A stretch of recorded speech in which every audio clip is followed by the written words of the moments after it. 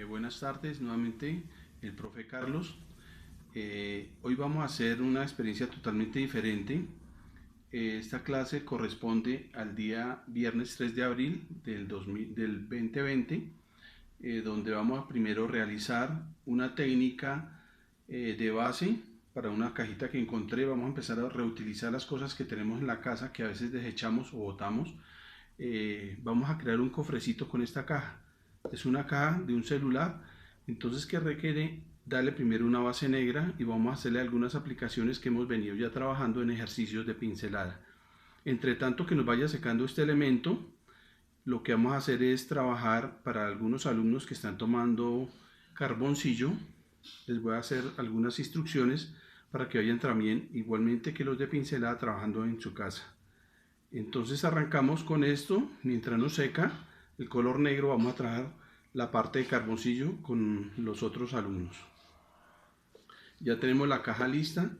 Alistamos directamente el acrílico negro, lo vertimos en una superficie para poderlo aplicar. Recuerden siempre humedecer el pincel, quitarle exceso de humedad sobre un trapo o una servilleta y ya posteriormente tomamos directamente y empezamos a aplicarlo sobre la caja. Acuérdense en realizar trazos largos y continuos para evitar que nos vayan a quedar huellas. Entonces sencillamente lo hacemos de corrido y largo. De esta manera para que el pincel vaya desgastando el color por ambas caras. En los orillos tratemos de no hacer esto. Si yo hago esto, empiezo a crear esta rebaba al borde que nos va a crear una superficie más gruesa y no nos permite que nos quede más perfecto. Entonces, ya teniéndolo así, siempre de adentro hacia afuera en los bordes.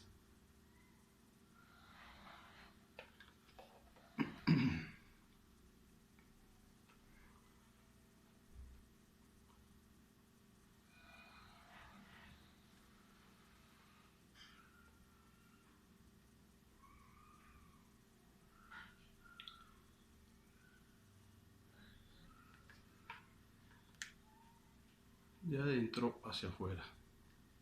Y así no dejamos bordes gruesos.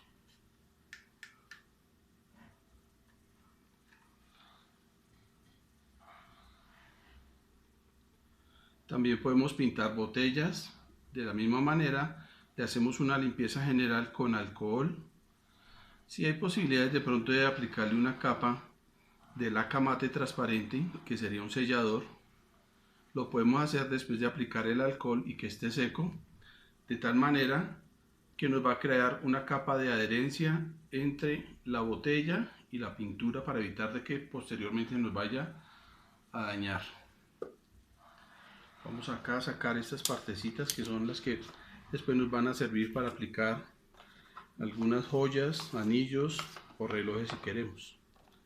Y la cajita si la pintamos por fuera. Prácticamente sería la parte de abajo, no más.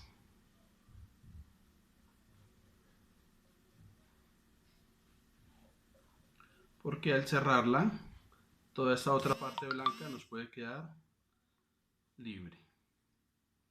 Entonces no es necesario pintarla, porque a veces al aplicar una capa lo que hacemos es que se nos engrose este elemento y cuando vayamos a taparla nos va a requerir más espacio. Entonces vamos a dejar secar este elemento y seguimos con un poquitico de inducción con respecto al carboncillo. Entonces a mí me ha tocado trabajar con este lápiz 2B. Regularmente se trabaja con el 6B, pero pues desgraciadamente como estamos aislados no tuve la oportunidad de poder conseguir el lápiz 6B. Entonces vamos a trabajar con este que nos reemplazaría el carboncillo. Siempre trabajamos inicialmente con estos hacia el lado del 2B al 6B, 8B, porque son más suaves y más prácticos para dar sombras. Entonces voy a hacer un recorderis pequeño sobre lo que hemos venido trabajando y era la intensidad de la línea, la continuidad y el movimiento que tenemos que hacerle al lápiz cuando hagamos una línea para que no empecemos delgado y terminemos grueso. Grueso acá, acá delgado. En el momento que nosotros hacemos esto, el lápiz nos va a permitir un inicio de grosor igual al terminar. Entonces este era nuestro primer ejercicio, si de pronto se acuerdan. El segundo era trabajar la línea continua pero haciendo movimientos y siempre rotando el lápiz. Entonces recuerden esto. Esto es para que la mano se vaya soltando un poco y podamos manejar esto. Esto por cuestiones de diseño y de perfección en la línea.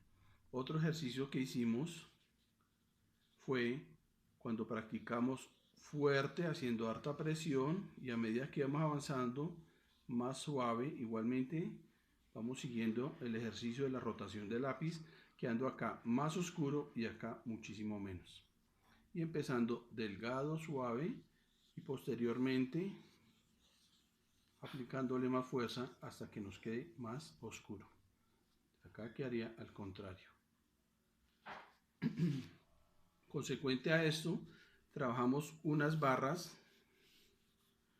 divisorias donde aplicamos sombra fuerte, rotando siempre el lápiz, creando un espacio bastante oscuro y así sucesivamente lo vamos bajando así hasta que nos quede totalmente claro. Entonces de más oscuro hasta llegar a esta parte que era la menos. Este ejercicio es completamente básico para que podamos realizar sombras, volúmenes en todos los objetos. Después de que hicimos más o menos una división de 10 espacios, después lo íbamos a hacer continuamente, de tal forma que arrancábamos oscuro y lo vamos haciendo claro hasta llegar al blanco del papel. Esto llenando todas estas superficies. ¿Listo? Posteriormente, en lo que hicimos en clase y que vamos acá a empatar, era haciendo los cubos. Entonces teníamos un cubo donde le aplicamos un sentido de luz. Entonces si acá estaba la bombilla de luz, íbamos a trabajar estas oscuridades a claridades de tal forma que donde está la luz nos quedaría clarito y a medida que nos alejamos hacia el otro borde nos quedaría oscuro. De tal forma que trabajaremos algo oscuro y lo vamos aclarando hasta la línea del papel. Esta era la idea.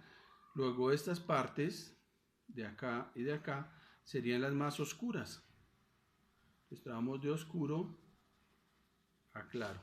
Igualmente acá de oscuro a claro. De este hacemos más o menos 5 ejercicios donde ustedes iban a practicar las sombras en los cubos aplicando la intensidad de luz en diferentes partes. Posteriormente, una circunferencia. La gran diferencia con esto es que la circunferencia no la trabajamos en línea sino en círculo. Entonces arrancamos de oscuro, por decir, en el borde y lo vamos haciendo más tenue y suave hacia el centro hasta que llegaba al clarito, logrando de oscuro a claro en esta intensidad, pero de una forma circular y de igual forma aplicando luces en diferentes partes. Hasta aquí quedamos en la clase. Ahora vamos a trabajar un poco de figura humana. Ya habiendo practicado lo anterior, vamos a internarnos un poco en la parte de la figura humana, las formas de dibujar de una forma sencilla, práctica, llevando más o menos 4 pasos que serían: 1, lineal; el segundo sería geométrico; el tercero, óseo; y el cuarto, sombras. ¿Cómo lo hacemos este? Voy a hacerlo primero de una forma que voy a calcar mi dedo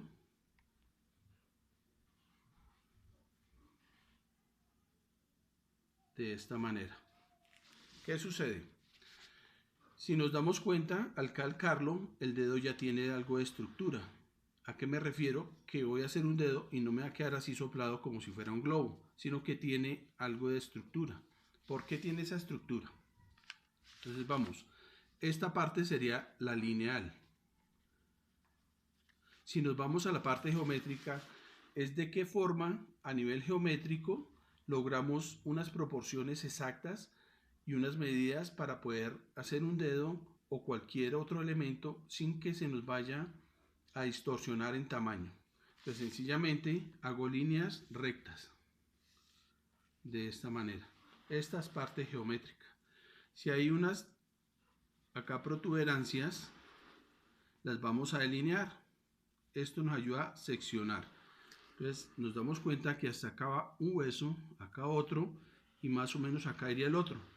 Si yo hago estas divisiones, tendríamos que en valores esto más o menos equivale a un 4, este a un 3 y este a un 2 en tamaños. Esta es una parte geométrica. ¿Sí? Ahora nos vamos a la parte ósea.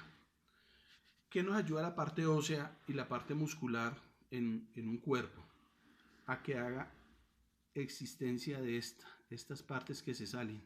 ¿Por qué se salen? Porque es que acá hay cabeza de hueso. Vamos a hacerlo de una forma práctica y rápida. Acá hay cabeza de hueso. Y acá ya, como ustedes saben, más que nadie por su carrera, acá es una uña. ¿Por qué se ensancha? Porque acá hay cabeza de hueso y se encuentra en dos partes. Entonces sucede esto. En el momento que hagamos la línea, entonces acá se ensancha porque hay cabeza de hueso, se hunde como si estuviéramos forrando la superficie, igualmente acá. Y ya nos da la forma del dedo. Vamos a hacer sombras. ¿De qué manera? Vamos a subrayar hasta el borde del hueso. Acá de igual manera. Vamos ahora a hacerlo en un sentido contrario, pero más pequeño y hacia la mitad de la sombra anterior.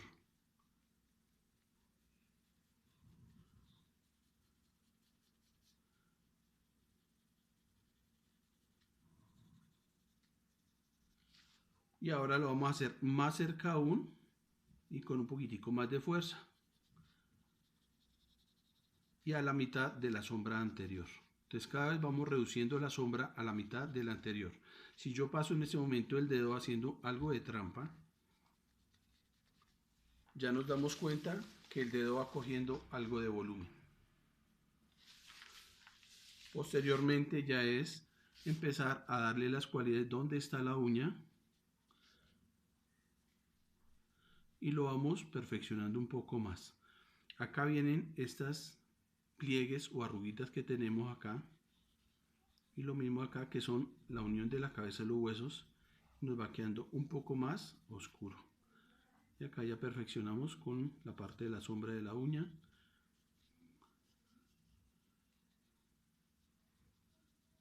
Vamos dando algo más de toque de sombra. ¿Qué sucede con este diseño?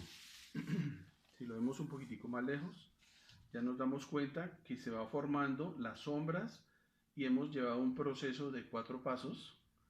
Primero lineal, geométrico, parte ósea que nos ayuda a dar estructura y volumen para que no nos quede inflado, y finalmente las sombras. Ahorita vamos a hacer este mismo dedo en un tamaño grande para que se den cuenta la facilidad. Paramos ahí un momentico y continuamos.